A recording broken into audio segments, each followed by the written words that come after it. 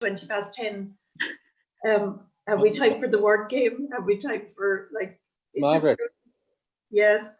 Just 1 second. I need to go shortly. I was saying to Mose, it's my mum's anniversary tomorrow, so I'm expecting a call from a family member. Oh, perfect, Sten. I wanted to say a couple of very quick things, if I could. First of all, what an amazing night, and to hear people telling their stories is just incredible. And it just reminds me a couple of things. And Lauren spoke about acceptance. You had a term before it, gigantic acceptance or something. Is it radical acceptance? Radical acceptance.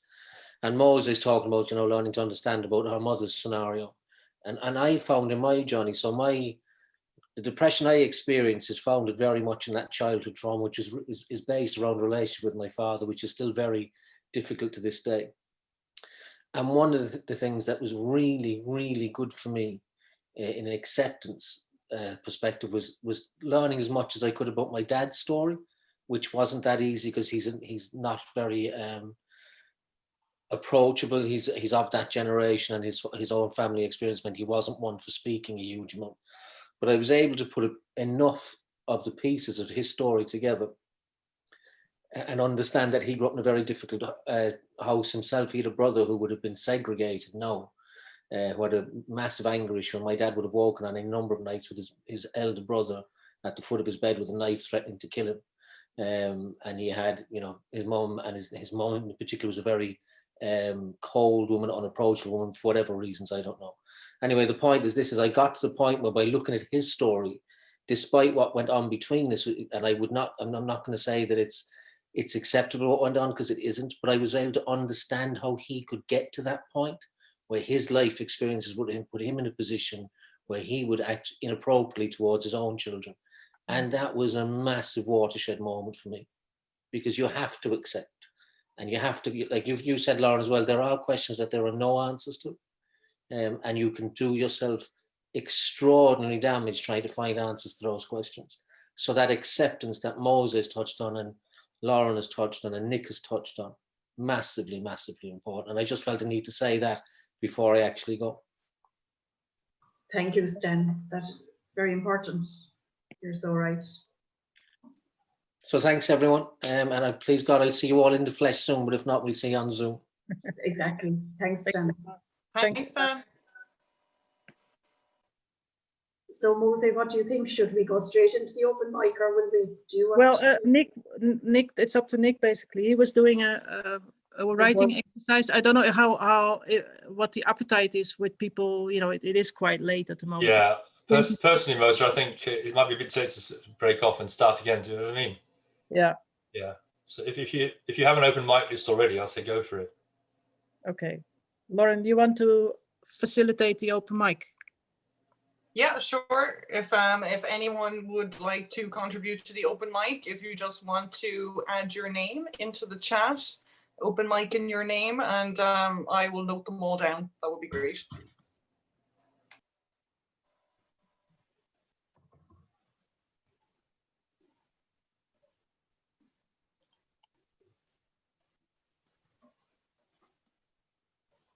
Travis, were you saying for the open mic? Yeah. Yes, I definitely had some pieces on mental health I could speak on if we wanted to. That would be great. If you're ready now, you can get us started. If you're, I'll do like I'll do a mental health piece first, and then kind of give some backstory, and I'll perform another piece or two. Hi everyone, my name's Travis Gauvin. I reside from Maine in the States. I'm a friend of Franco's. He always tells me when he's doing these.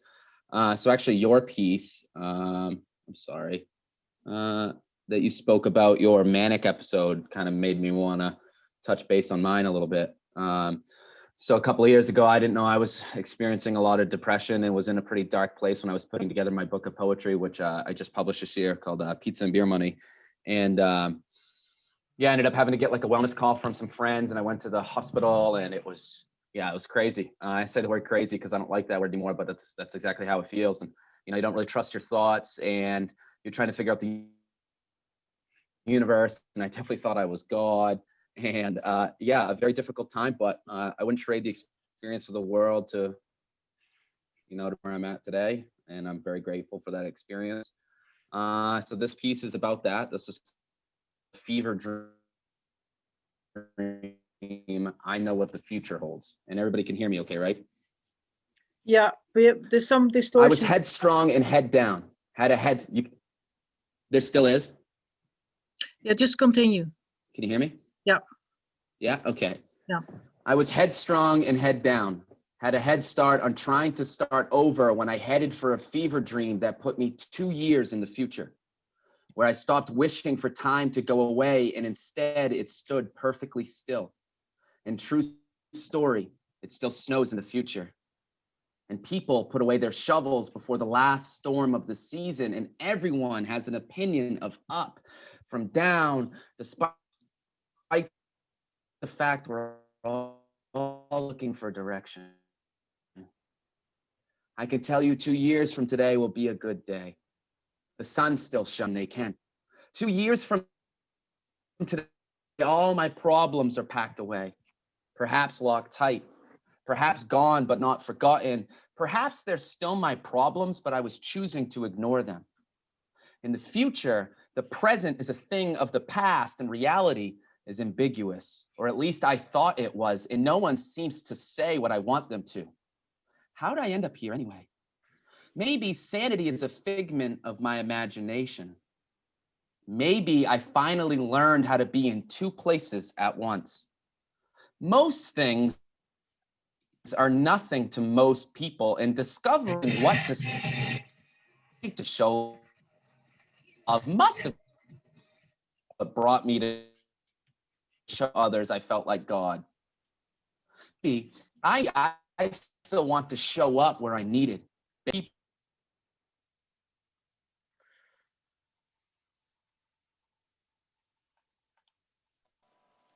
Travis, you've gone on mute. Has he gone on mute? Yeah. Wait, really? Jeez, I'm so bad at Yeah, you're Zoom. back. I didn't even touch anything. No, it might have been me. Sorry, I was muting Um, someone else. Sorry. You're Okay. unmuted now. Maybe I want to show up where I'm needed, barefooted, and that they'd write books about that guy. You see, when you're manic, you keep a lot of secrets and you work them into dialogue, hoping someone else has dug a hole as deep as you, praying you're not the only one on a swing at the bottom of a well, waiting for the rain to pretend you're hydrated enough to speak energy. When you're manic, time doesn't exist and you confuse one job for the other and everything is personal and the signals are negative and you fight that thumping in your chest with more coffee and weed and plaster over the cracks with silver linings too thin to hold the paperweight, and you don't understand how powerful it is to wait and breathe and to speak what's on your mind and to stop making yourself into one gigantic fucking metaphor, so when you do finally call your mother, you can be more direct than I don't know what I'm feeling. And maybe rose-colored lenses is what evolves anxiety into paranoia, or paranoia into mania. Maybe I need to finally admit I'm a thinker, a creative. Maybe I was just holding my cards too close. This is just the hand I was dealt, and it's okay to not be okay. And even with all the answers I've been given since I returned home from the future, it's the questions I pull from under the rug that keep me up all night. Sometimes thinking about the way I should be thinking sure gives me a headache. And yet, having lived 2 years in the future and making it to this bed each and every day got me thankful my heart is no longer trying to escape from my chest. And I no longer want the present to be a thing of the past, and I don't blame the past for the present. And maybe, since both of those statements are true, I won't be afraid to return to the future one day in time, because I saw it. It all unfolded before my eyes until love opened my senses, and I didn't just smell happy or taste happy. I felt it. Thank you. Brilliant. I've never had a problem of performing with the mic on or off halfway through. So that was unique for me. Hi everybody. Yeah, so that's my manic episode story. There's definitely a lot more to it that I write about in other pieces, but I think everything people touched on today made perfect sense. Like, it's all about acceptance. It's about growth. There are definitely lots of opportunities for education and learning. And truthfully, I think In my experience, the greatest treatment I found in all of it can't be reached over the counter, and that's just love. And as silly as that sounds, it's the truth, because we want to be accepted and want to be heard from the people that matter most to us. Yeah, and so I'll perform one more piece for the open mic, and then I'll hand the camera, if you will, off to somebody else. I'll link my social media and stuff in the chat. This is a new piece of mine. This is called The Book on Your Bedside Table. When the next guy asks about the book on your bedside table, make sure you tell him how you knew the author. And make goddamn sure you explain how he was just a friend. You do well to add how every time you and the author kissed, it was because you were curious and not because you couldn't pull away either. And when the next guy picks up the book on your bedside table to look at the back cover, I want you to say how you remember the way he looked performing to you and your best friend some pieces from his soon-to-be published book of poetry 8 months before it did. I want you to tell him how you never broke your gaze that night. I hope he smells the fireworks, hears the butterflies. Should the next guy ask about your favorite pieces from the book on your bedside table, say proudly you love the ones where the deep backstory or the context makes sense with the words. Say proudly which poems make the author choke up to read aloud in a parked car or alone on an empty river, hard seltzers in hand. And I want you to not let the next guy hold the book on your bedside table for too long. You don't want him to read the inscription with the signature. You don't want him to know some pages have earmarks, the others do not. But you can summarize to the next guy by saying, I was there the day he got this book. Watched him cry like a child, for his inner child became who he always wanted to be. And I kissed him so much on that ride home, he nearly crashed the car to close his eyes. And for the full effect, be sure to touch base about how the author was put into your life for a reason, though you're still figuring out why. Inevitably, the next guy will grow bored of this book on your bedside table, and he'll ask, is poetry any good anyway? Maybe you'll tell the truth and say, of course it is, only when it's not about you. And when this next guy doesn't feel the weight of that statement, I hope you understand how good you could have had it. Don't read the next book, because you're everywhere in it. Thank you. Thank you so much for sharing, Travis. Next up, we have Bryan. Shalom, everyone. I live in Brunswick, Maine, and I know Travis from the venue in Portland, Maine, and so I invited him tonight because he needs to get around the world with his brilliant talents. But anyways, I'll do a couple pieces about depression that I've written during the pandemic. I think that the one thing about this pandemic is we get to meet people from around the world, and we get to hear poetry that we would have never heard otherwise. And I think it brings what we're doing to a different level, I think. So the first piece I'm going to do is called Shrinking Wingback Chairs and Credit Card Readers.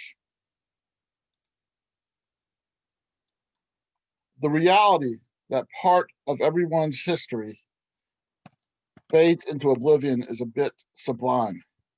Memories once strong in our minds, creating hurt and anger and confusion, are disappeared by a collective subconscious, stored in gray matter nooks and crannies, transformed into triggers, raring and ready to spray bullets of seemingly hidden personal trauma into the atmosphere of now. Your therapist gives you the option of sitting in a wingback chair with a perfect upright 90-degree back, or an overly cushy leather couch that makes you feel the need to nap. The one time you sat on the couch, you fell asleep. Instead of nudging your shoulder, she threw a throw pillow at your head. Your trust for her grew exponentially after that incident. When she runs your credit card through a white square attached to her cell phone, you are reminded this conversation is a medical business transaction partially covered by insurance, but at least it's partially covered by insurance. You reluctantly share what she calls a breakthrough. The utterance of this loaded word loads the thought in your head that she has awarded you an esteemed honor, and there will be a plaque engraved with the date of each new breakthrough you make. but there is no plaque. Words like breakthrough are only good for the moment. She says, there's a lot of work yet to do to move forward. You have homework you don't turn in, but it should turn your life right side in, as if you've accidentally wore your shirt inside out and a barista mentions it to you, then you go into the bathroom to fix it. But life doesn't provide us personal baristas to expose our dilemmas and resolve it using a key attached to an espresso machine camper. You will spend multiple sessions in that wingback chair regurgitating your past and present to a person required by law to keep your confidence. When you have a brother that thinks sharing your personal information without your permission with anyone he pleases is his fraternal right, and your other brother won't get involved to not rock the proverbial family boat. So you wonder why your family can't allow you a semblance of privacy or familial confidentiality that should supersede what doctors, lawyers, shrinks, and clergy are obligated to give, and seems to only exist from your side of the relationship. At times, the mention of someone's name or the presence of a voice on your voicemail will set off a train of thought that seems to have an endless track that comes dangerously close to edges of cliffs and steams through avalanche zones that require the train to blow its whistle at maximum volume. It's as if you own an AK-47 with the safety superglued shut, but the trigger is activated by data wedged in a crevasse in the Siberian sector of your hippocampus, and no amount of industrial adhesive can keep that safety from slipping open and ruining a closet full of suits, shirts, and shoes. Triggers can activate anywhere: restaurants, Thanksgiving dinners, at work, in a movie, at the opera, or while being frisked by the TSA in an airport. Triggers can be words or touches or food or a good old-fashioned gaslighting. But because we own our triggers, we can walk away from situations, verbally call out gaslighters, or even tell someone something is a trigger. No one is worth your time or trouble if they claim triggers are cop-outs or say something like, be an adult and just suck it up. It is okay to swipe a piece of plastic for 50 minutes in a wingback chair for an educated ear that'll help you make sure the safety on your AK-47 doesn't have to be super glued. It can be stored in Siberia with the triggers, so you don't have to continually buy new closets of clothes. Thank you. And I'm going to do one more piece that is called The Secret to Surviving Sinkholes. It seemed to happen so organically. I decided to stay in bed more than 5 minutes, then 10 minutes, then an hour, and so on and so forth. Tears happened for no discernible reason, out of the blue, without warning, without trigger. Without help, I would have stayed in bed. This sudden sadness didn't just happen, it manifested. It was waiting in the wings to throw me the worst kind of surprise party. No people, no presents, no cake, but plenty of candles to burn down my life, my self-esteem, my sense of worth. Without help, I would have accepted the storyline the bed told me, that it was the safest place for my existence. But a bed that talks is the voice of depression. Depression can act like a cul-de-sac sinkhole that sucks in a car parked on the street, consumes a fire hydrant, takes a bite of sidewalk that attacks a front yard, working its way up a walkway to the front door. It politely rings the doorbell before swallowing the door. A family of 4 and 2 dogs have to escape through the backyard, abandon everything they own, even cars, because the sinkhole expanded westward, engulfing the driveway. The inestimable speed of a sinkhole acts like depression when the word chemical is bandied about by a doctor. But no words used by doctors are bad words. Some words are just crutches, something temporary, till the person who listens to their bed instead of their head starts recognizing the existence of their heart, their skin, their soul. Their peripheral vision is hampered by a hoodie the bed gave them as a gift at the surprise party that surprisingly never ended. But now, the owner of the bed has asked for help. I have learned I can yell surprise at the bed, get up, walk away. Thank you, everyone.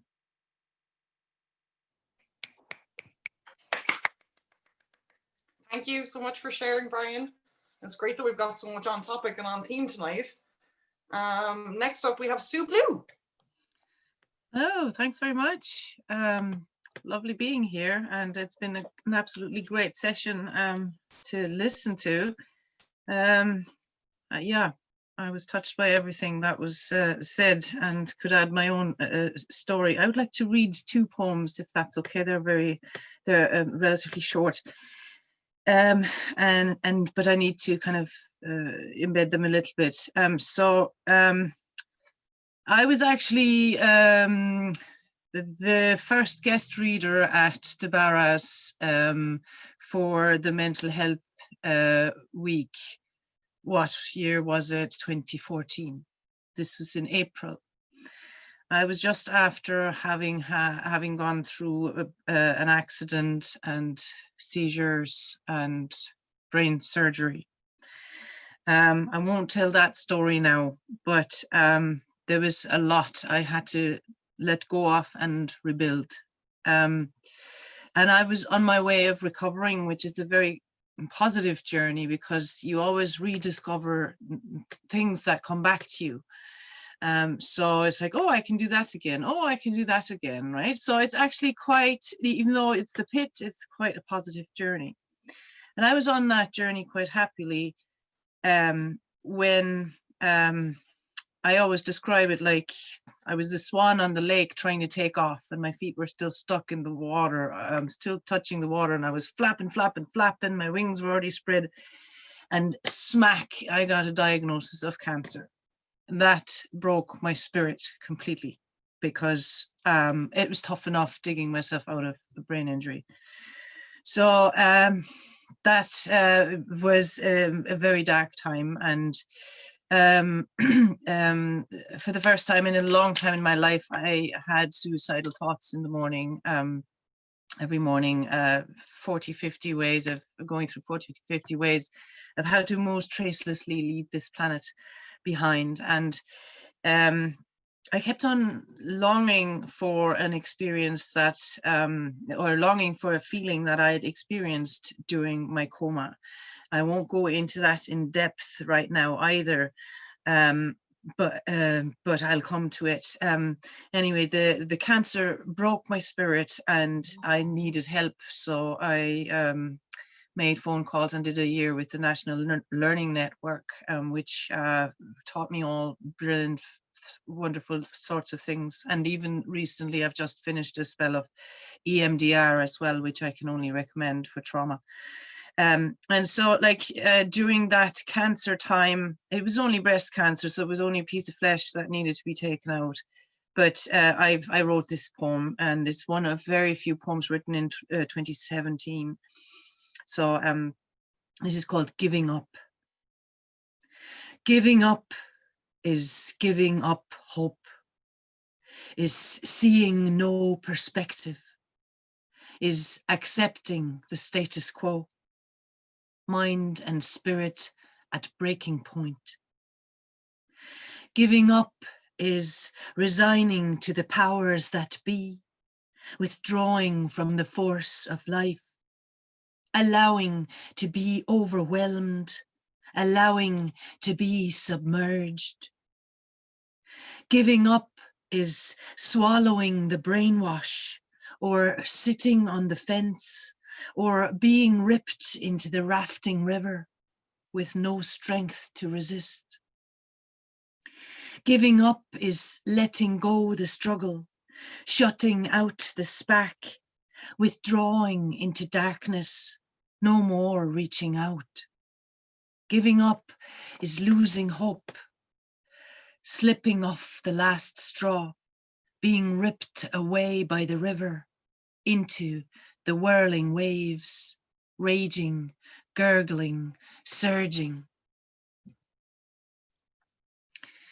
And obviously that's a poem that I very rarely, thanks very much, that I very rarely read because it's just very dark. This is a poem that I then wrote about a year after the one I just read, and oh, actually half a year after. And I was, I'd already kind of moved forward in my search of getting out of this darkness. And the first thing that I realized is that I was longing for something with these suicidal thoughts. I was longing for where I had been in the coma, and the coma that was induced during my seizures to stop me seizing was only short, but it brought me the present of two beautiful experiences, one of which was so blissful and so weightless and so, you know, no heavy body, no heavy feelings, no heavy mind. That was fully there, and it was like total bliss. It was an experience of seeing the ocean of love, that I call it. And so for a while I was very confused because I didn't know how to integrate this experience into my life in a positive way. And so I asked myself, like, what do other people do that have gone through this? And I went looking for literature on the topic of near-death experiences, which was exactly the way to go. But this poem, the second poem that I'd like to do to finish up is actually from the phase where I did not know yet how to actually work that positive experience in a positive way into this life here on earth. So the poem is called Testimony. I have lost the magic of life somewhere between the realms of darkness and luminescent love. The angel's wings are spread with unconditionality, light radiating from his heart, and still my soul can't see.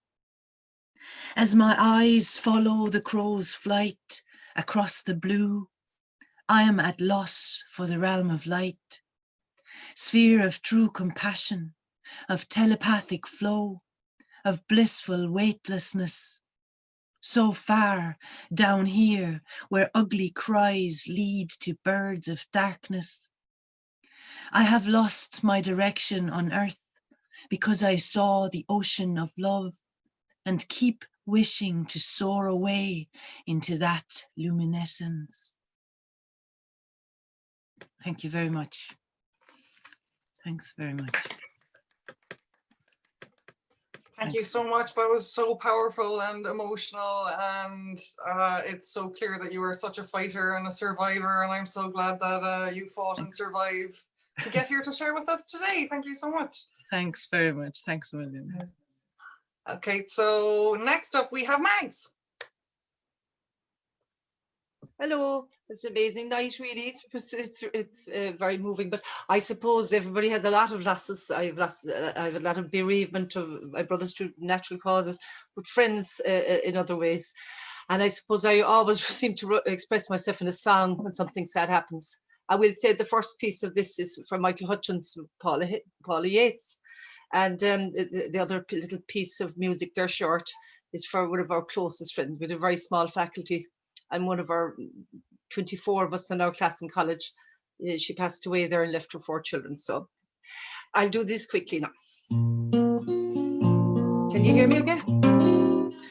You stole yourself away all alone. Slipped the final fray unraveling down. How could you do that to me? Can you feel this heart squeezing me? Should have never left you there all alone. Meant to call our phone, wasn't done. How could you leave me today? Can you feel the world's laid bare? Living the empty scene, I could never get you clean. Friends of the underground couldn't win your head around. You couldn't express what you felt inside. You hid it in your misguided pride. No more cards to play, they're all done. No more games to play, it's all done. Nothing more left here to do. could sing this farewell song to you. Darling, I'm still here, don't feel at peace. Locked inside four walls without keys. I'm no longer trapped on this earth. I'm just free to fly on ether breath. Living the indie scene, you could never get me clean. Prince of the underground, you couldn't win my head around. Exit stage left, lights go down. There's a stark wind in Kinvara, and the sea breathes through the sky, and the purple grays of Connemara breathe across the sea tonight. When I left that cold white chapel, a stone weighed down my heart. As I left you there in the silence, alone and apart. But you straightened out the corkscrew curls in your hair for us. I used to laugh and say, would you put them in mine? Sure, my straight hair's a curse. And you chased away red roses from your cheeks with powder puffs. All white lilies now beside your face that shimmer in the stardust. And Cara, I miss you, but you went early, you were ready, you always were the organized girl. And we're all here together, 'cause you brought us here. And we'll have tipples and drinks and cocktail sticks, and we'll raise you a cheer. And Kirkina, would you give us a twirl and say hello from across the veil? August, call us off from this world tonight. We'll sing your song over the Kinvara song. There's a stark wind in Kinvara, and the sea breathes through the sky, and the purple grays of Connemara sleep across your bay tonight. Slán Cleala. So, sorry if I lost my voice there. And I hope it wasn't too sad. But sure, happier place. Thank you so much, Mags. Next up, we have Sebastien.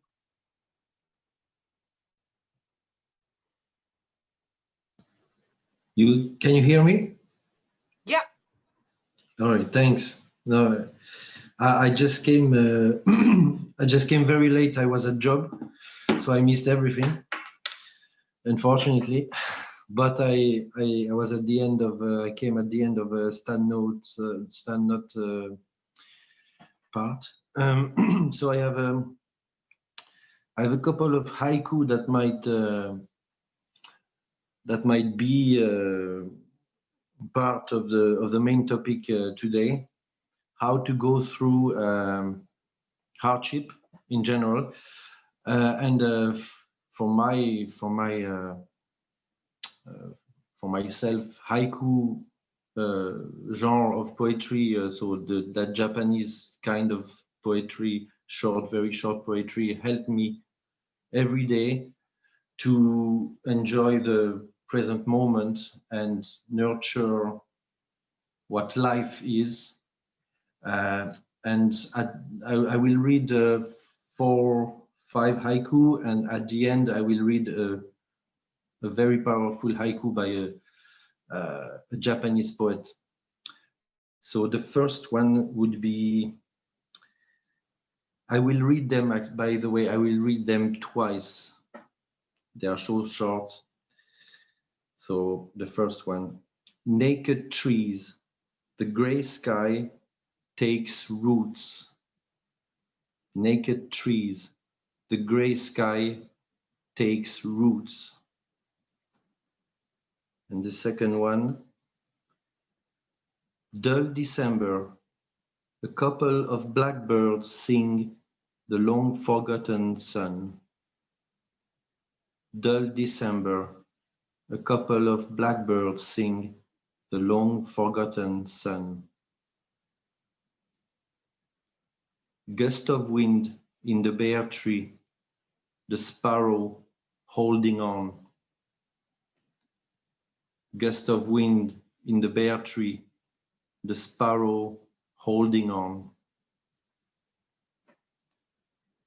And another one, tumult in the silent room, sleepless.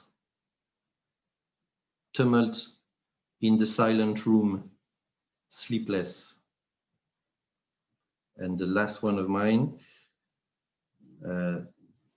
everything, so those ones were kind of dark, but sometimes you can hold on to small things, notice things that give sense to life. So maybe this one, Christmas lockdown, a bit of homeland in a bunch of clothes. Christmas lockdown, a bit of homeland in a bunch of clothes. So the haiku by the Japanese poet that I think we have to remember, every one of us, Natsume Soseki. Without knowing why, I love this world where we come to die. Without knowing why, I love this world where we come to die. That's it.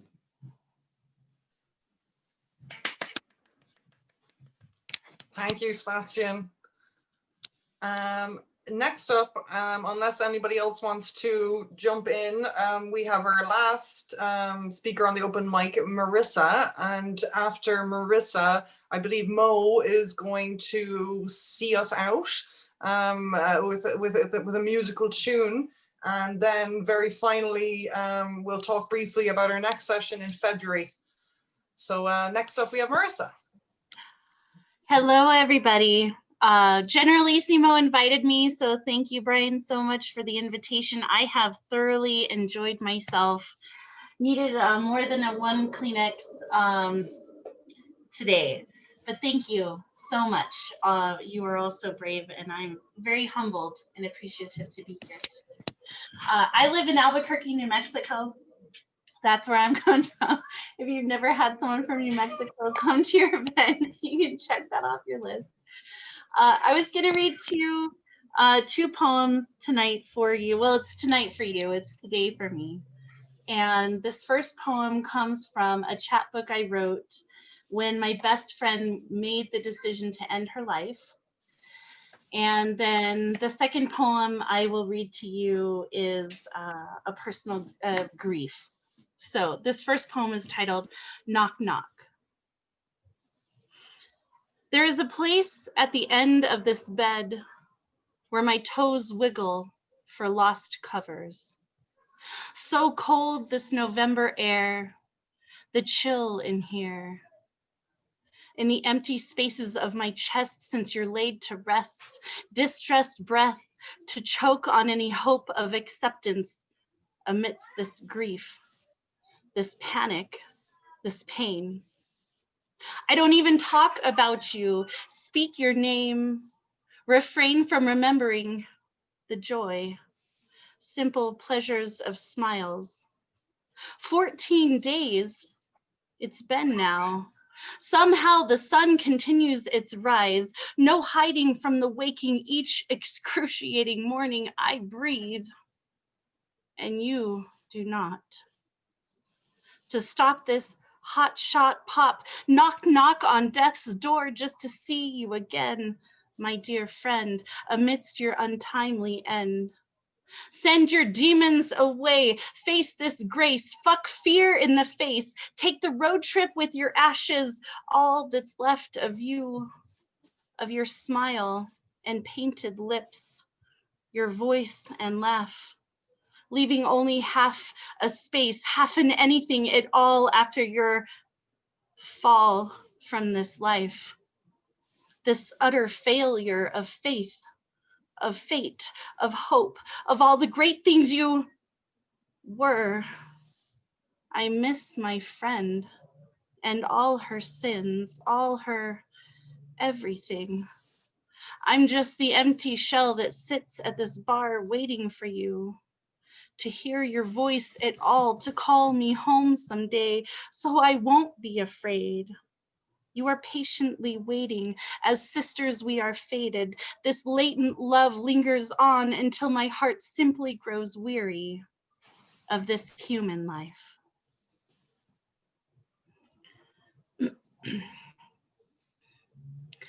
Thank you. That was, I have not read that in a while. So this second one is titled Just Misplaced. I've always lost things. I've misplaced every house key growing up, homework I was supposed to turn in, even a shoe on the way to school one morning. I've always lost things. I would be scolded, yelled at, long finger of blame wagging shame into me. I've always regretted losing things. So as an adult, I've never lost a thing again. Routine visit, gel squirted across my moon-shaped belly, cold, wet, such weight on my stomach as the wand slid across my skin. Black and white smeary blur on a screen. I make believe your face in my mind. Must wait for now, another month still to go. That was the plan. Things always go according to plan. The ultrasound wand moved and moved, yet you did not. I waited to hear the raspy rhythm of your life growing inside mine until the disappearance of your heartbeat, as if I was somehow asleep, needed to shake me, wake me, feel you kick the walls of my body again. But somehow you just fell asleep. You were right there. I could see your tiny arms and face, legs crossed, toes curled, still tethered to my body. You were not gone. You were right there. The air clung to silence like I clung to the rails of the bed, white knuckles, pale face. My heart might as well have stopped too. No one spoke. My lungs forced open my face, aspirate on the resistant ripcord of air I choked on between the tears. Every rib splintered in my chest, pierced my heart, tore into my sideways sobs and spit that dripped from my mouth, muted in disbelief. I felt every contraction, every pain as you came into the light your eyes never got to see. As you spilled forth into a world that would never hear your cries. Oh, how silent the night was, and has been every night since. You smelled nothing of death. You felt as warm as me, peaceful look on your cherub face. Never to see me, never to smell me, never to suckle my breast or smile at each other's faces. But I smiled through saltwater eyes, for you had 10 fingers and 10 toes. Your nose was the same as mine, swaddled in that striped hospital blanket. You were so light in my arms, as if your soul leaving lifted your weight, gave me strength to hold you to my chest as my heart begged to beat for yours. How long I laid there, I still cannot recall. The only sensation I take with me is your smell and your beautiful tiny face. For you are not lost, just misplaced. Thank you.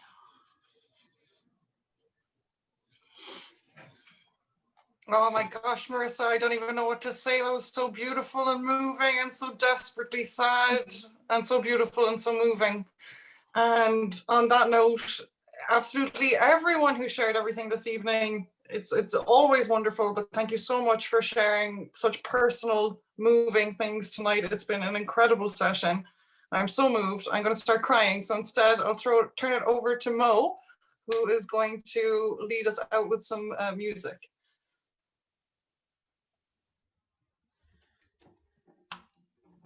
Thank you very much. And I'd like to reiterate there what Lauren just said.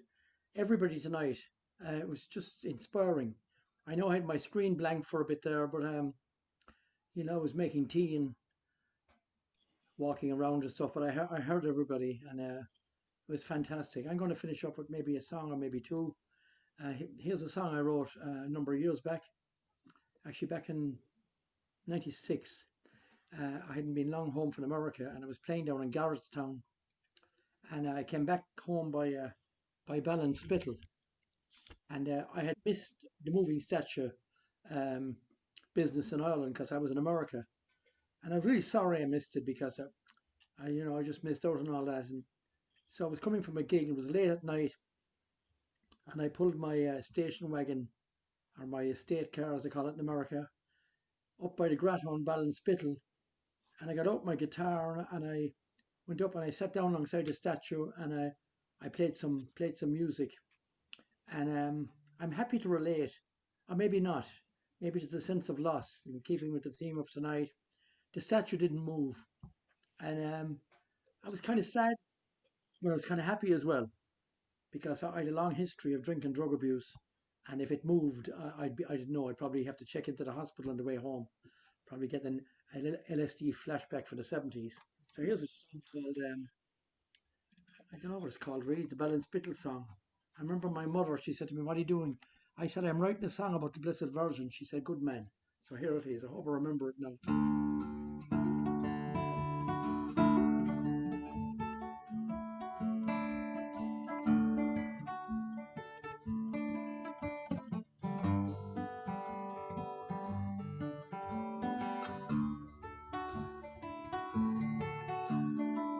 There she sits in the moonlight, halo lights up the sky. I'm just a passerby, ain't looking for salvation. Hey lady, don't dance with me, couldn't take the mystery. I'm just a passerby in the night.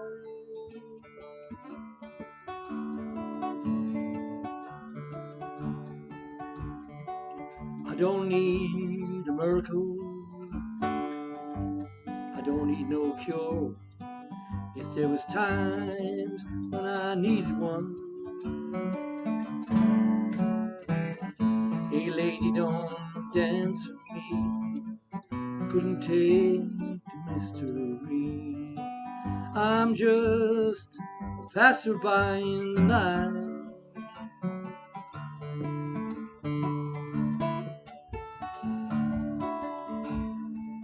In the morning when the pilgrims come, sit around praying in the sun, looking for a sign or anything. Hey lady, don't dance with me, couldn't take the mystery. I'm just a passerby in the night.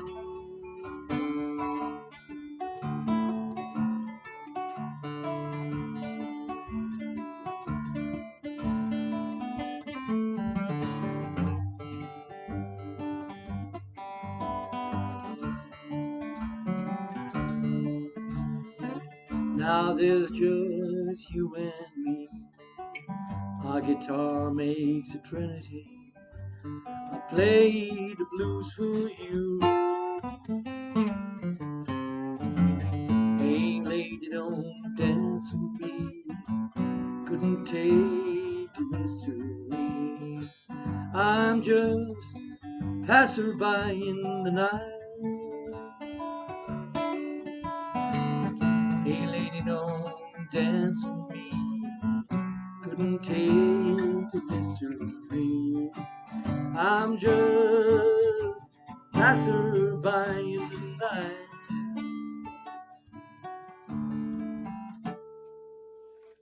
There you have it. Thank you very much. Thank you.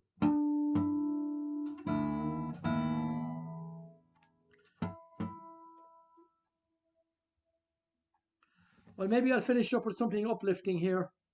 There's a guy who died Christmas Day. His name was Tony Rice, and an amazing bluegrass guitarist, one of my heroes. He was only 69, and I'll finish up with a song written by a fellow called Jimmy Martin, made famous by Tony Rice, and something up-tempo. And thank you all very much, and most inspiring, and thank you for inviting me down to read a few poems. Thank you. Thank you. So 20 odd years ago, I ran away for the first time. I was only 4 years old and a freeborn man. My pick is on the floor. Well, I know every inch of highway, every foot of back road and a mile of railroad track. Love the girl in Cincinnati. I love the woman Lieutenant Tom. Always loved the girl next door. Any place home, freeborn man. My home's on my back. Well, I know every inch of highway, every foot of back road, every mile of railroad track.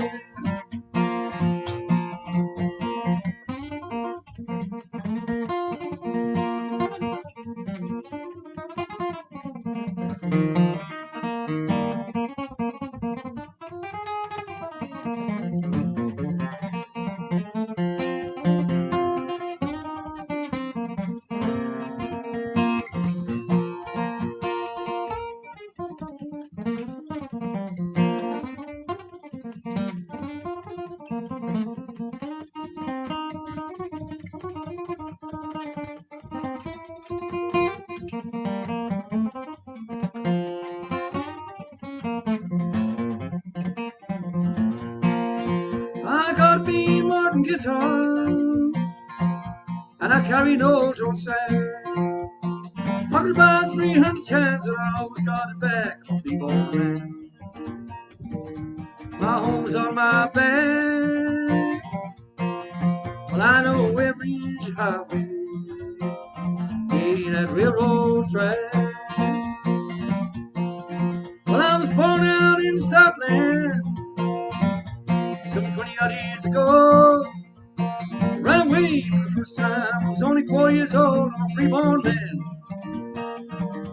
My home is on my back. Well, I know every inch of highway, every foot of back road is my railroad track.